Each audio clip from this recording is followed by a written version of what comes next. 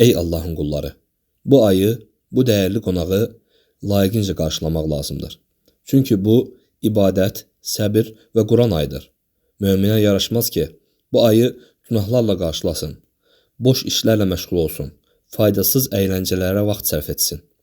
Yaxud bu ayı Ramazan gecələrini faydasız şəkildə ayıq keçirəcək, televizor baxaraq, filmlər, seriallar izləyərək, oyunlar oynayaraq və ya başqa mənasız məşğuliyyətlərlə keçirməyi niyyət etməsi, eləcə də günlərini tənbəllik və yuxu ilə keçirməyi planlaşdırması, bütün günü yataraq keçirməsi də möminə yaraşmaz.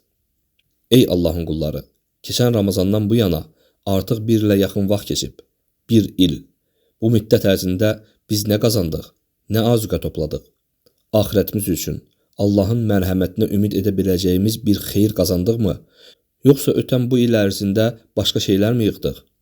Biz bu il ərzində boş sözlərə, faydasız işlərə, qəflətə və səhlənkarlığa qərq olduq. Bir-birimizlə mübahisələr, çəkişmələr və münaqişələrlə vaxt keçirdik. Dünya malı arxasınca qaçdıq. Halbuki Allahdan qorxmalı və çox yaxında gedəcəyimiz axirət həyatı üçün hazırlaşmalı idik.